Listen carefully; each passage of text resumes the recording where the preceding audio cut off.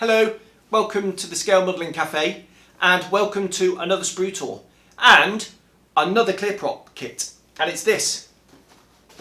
The 1/48 scale, oh, try and get the shine out of the light, trying to get the shine away. It is the 1/48 scale Curtis, I nearly said P, H75N. It's the H75N, it's not a P36. It is essentially a P36 but with fixed spatted undercarriage. And the reason why this aeroplane was produced was for the export market, made it cheaper, albeit at the expense of some performance. Now, Clearprop, a relatively new company to the modelling industry from Ukraine. Clearly they've had their issues with what's going on there with the invasion and the war and everything. And a little while ago they reached out to me and asked me whether I'd like to review some of their kits, to which I obviously said yes. And I didn't want to take the proverbial, so I just picked a couple of kits, and Sergey said no, pick some more, so I did. They got shipped, but the trail went cold in Northern Ireland for some reason. They went there, Royal Mail never heard of it, didn't recognise the tracking number, and it kind of got lost in transit. Nothing to do with Clearprop, all to do with the UK system, which is a real shame. So I felt really guilty, what with everything obviously that's going on there, and they seem to be a little bit under the radar, Clearprop, and they shouldn't be, judging by the quality of the i16 that at time of filming is going to be the next project. So I bought a couple of kits. I bought the i16 and I bought this. The reason I chose this was I did a bit of research online, and this kit has fully riveted surface detail and it looks awesome on the pictures. I am a fan of the P40 family and the Hawk family. Don't really know much about the radial version, the P36, all this, but some really interesting camouflage schemes.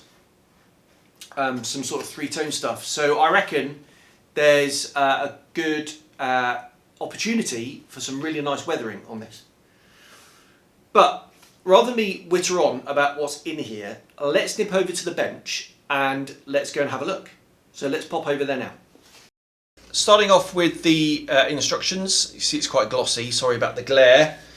Lots of different colours, but only one manufacturer, Amurv MiG. And having done a bit of research on this aeroplane, there is a little bit of discussion over what the camouflages actually were. So my suggestion is do your research and then choose your favourite paint range. Parts map, different versions clearly that are out there, and construction straight away starts with the cockpit and the instrument panel. This is a decal, and then you overlay the photo etch over the decal. So that's really quite a nice touch, and that's going to look super, I reckon. Best way to do that, I would say, is pick an off black, such as a rubber black, or mix your own, and then dry brush it black to pick out the bezels. That's the most realistic way of doing it. Many people dry brush in a lighter colour, but actually if you look at an instrument panel, the bezels tend to be a bit darker. So that's what I'm going to do here. Onto the seat, and we'll have a look at the plastic one, which to be honest isn't that great, having had a look at it already, but there are resin alternatives. And just building up the cockpit. As with the whole Curtis Hawk family, the floor is actually the top surface of the wing, so it's curved, and that's nicely captured. Ooh, over the page. A la Japanese aeroplanes actually, so the back of the machine guns protrude into the cockpit. Lots of detail on the cockpit sides, lots of photo etch going on there, lots of detail painting to be done, and then the whole thing builds into this tub, which then gets sandwiched in between the two halves of the fuselage, like that. It's telling you to pre-drill here now for the antenna wires, which I think is a really nice touch. And then this is the engine mount on the front, which if you buy the resin exhaust replacement set, this is actually replaced in resin.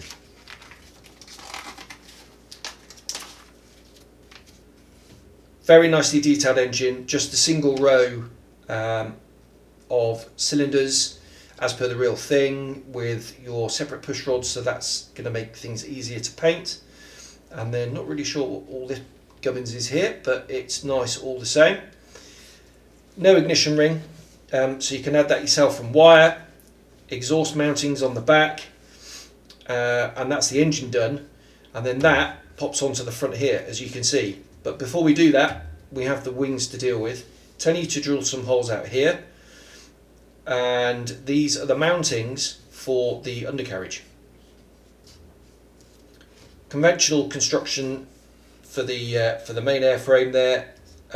This cowling piece on the bottom, that looks a bit floaty. I wonder how positive that is. And then these two sides of the cowling and the cowling on the front. Now I know some people have built this up first and then popped it on the front, but they've had a bit of trouble fitting it over the engine. So the recommendation was to follow the instructions. So that's what I'm going to do. It'd be easy enough to cut a disc of card and stick that in as a mask. And then here's the under cowl panel going on. 2-part tail planes, separate elevators so you can pose those. Same with the ailerons, that's a nice touch. 2-part wheels. That's the first thing I'm going to do on this build, is glue all the halves together, such as the tail planes, the wheels, the gun pods, the undercarriage fairings. That's all going to be glued up first to let that dry and give maximum drying time before sanding to avoid the dreaded ghost seams. In fact, I'll probably do that with super glue, to be honest, so that won't be an issue on the wheel spats, that is. And then there we are, and then just the final bits. Now the classic sort of Curtis Hawk family inserts go here. There is a debate over the colour of this. Was it the exterior colour or was it the interior colour?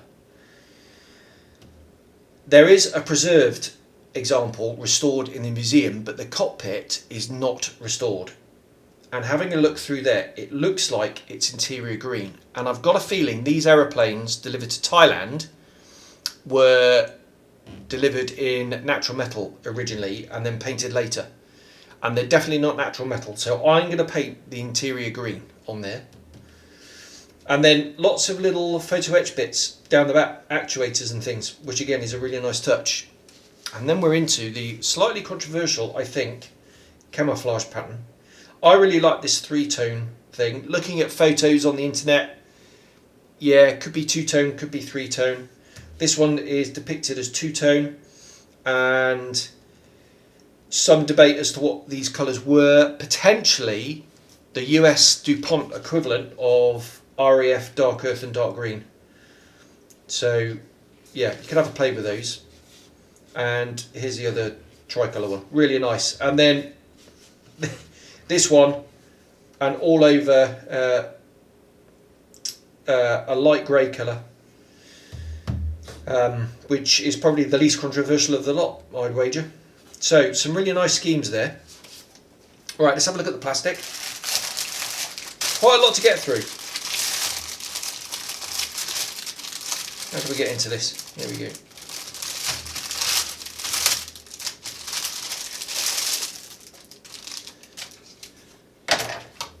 So, wings first. Let's zoom in.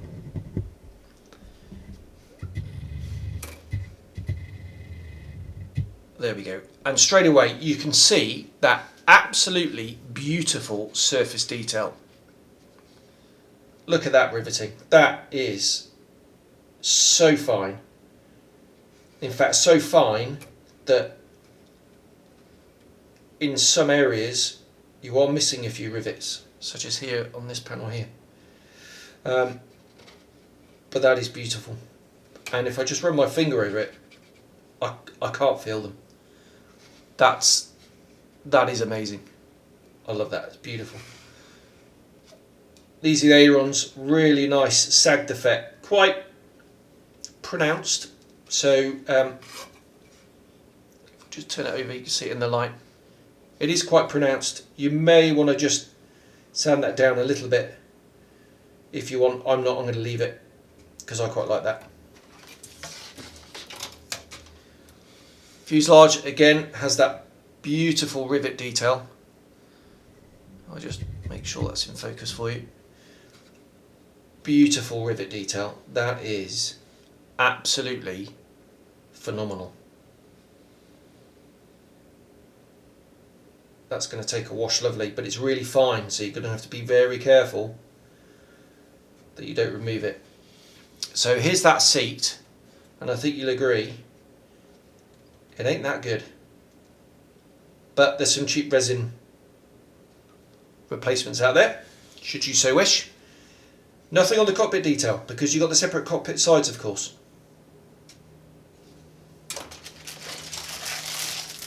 Right, here's the bag with all the detailed sprues in it. Let's get these out.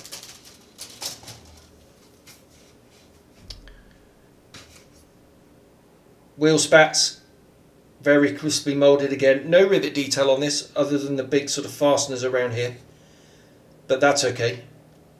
They're really nice. Happy with that. Engine, again, very nicely detailed. There's the push rods. That's really crisp actually. That's great. Here's the instrument panel. So you've got the plastic one here, and then up here you've got the blank one for the photo etch. That's a really nice touch. Here's the back row with the exhaust mountings and the exhaust on the back. Nicely moulded that. Elevators, again, really nice fabric effect, good prop, very crisp, no flash whatsoever, possibly some very slight mould seams. Quick swipe and that'll be fine. Gun barrels are solid, so they'll need to be drilled out, but that won't take too long. Here's those two different types of under panel with some of that really nice riveting. Cowring, again, beautifully moulded, no detail on the inside, and two halves of the rudder, again, really nice fabric detail. Okay, the main feature of this sprue then are the cockpit sides, and that detail is amazing.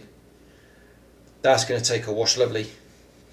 And what I'll probably be doing is adding some wiring and cabling here, because that will be visible and that will just lift it to another level. I can understand why they haven't moulded the cabling in there. Maybe as they advance they'll be able to do that in future releases, but it's not a gripe, it's just an observation. There's a bit of cabling on this, but some fine wire on that will dress that up really nice. Here's the rest of the cockpit parts. Bulkhead, the other bulkhead with the seat on it. That's the seat mount there. Rudder pedal mount. Just exceptionally fine, beautifully moulded. Not a whiff of flash anywhere. That is superb. And the top surface of the wing. And as we can imagine, stunning, stunning detail. Really fine rivet detail. I'd say that's probably better done than underside. That looks complete to me.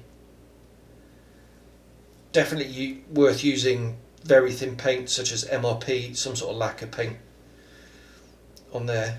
And same for the tail planes with that beautiful rivet detail. That is absolutely stunning, that. Brilliant. Right, where is the clear parts? Or where are the clear parts rather? Here we go. Get the clear parts out.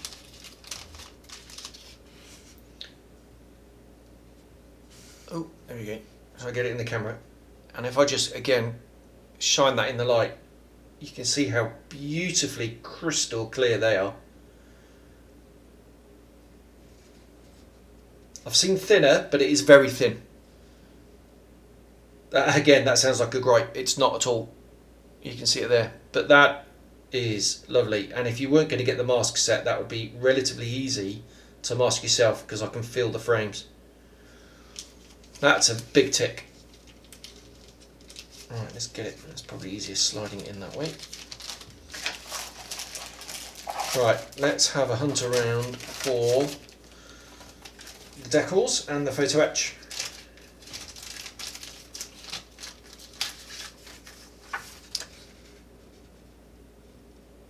Here's the decals.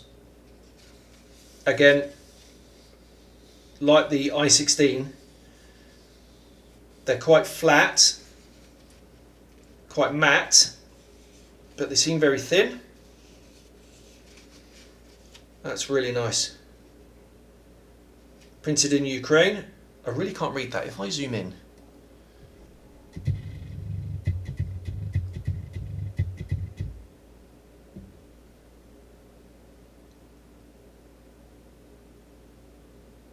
Something graph, isn't it? I can't read that. But refocus. But a nice decal sheet. If I was doing it, I'd definitely paint these. Definitely, that would be quite straightforward, I think, to paint and mask those. This less so, unless you've got a plotter. Scan it and make your masks. I'll probably do that actually, given the state of the surface detail. Right, onto the just getting the photo etch out. Harking back to the old Berlinden time, because it's printed. It's etched in copper. It's really nicely thin, beautifully detailed harness and instrument panel and all those other little details. Yeah, that's stunning. That's really nice. You know, and look how small some of these are. All for the cockpit, I'd imagine. Or maybe they are some of those little actuators. So you may want to replace those with a bit of wire if you're a bit intimidated by the small size. This bit's for the seat. Obviously you don't need that if you're going to get some a resin replacement. But that's ace. That's brilliant. Right, there we go. That's the full package. That is the... there we go. Let's get this back out. Here's the messy bench now. Right, so that is the Clearprop H75N Hawk. Let's go back to the chair and wash up. Right, that is the Clearprop 148 scale H75N. And I think you'll agree, what a stunning, stunning model this is going to make. The kit is beautifully moulded, as you could see. The detail is amazing. And why they're under the radar with kits like this, I have no idea. Maybe it's the subject choice. Because it is obscure, and they tend to go for the relatively obscure aeroplanes. I really hope they do a P36, because that would be lovely. And if they could stretch then to the P40 and do the P40 series, I really think they'd clean up. I really do. So Sergey, if you're watching this, mate, P36 next, and then a P40 series. Honestly, mate, you know, you won't regret it. Certainly the later ones anyway. E through to the N. I'm going to wax lyrical. I'm in danger of waffling on and waxing lyrical about this kit, like you wouldn't believe, to the nth degree. I think it's beautiful. This is going to get built very, very soon. I've got a couple of projects I need to do first, and then this is going to be straight on the bench after that. And I am salivating. It looks so lovely, and I hope you'll agree that it looks really, really nice. We'll pop it up there. So thank you very much for watching. That was the Clearprop H75N in 148 scale. They also do it in 72nd scale, and that is fully riveted as well.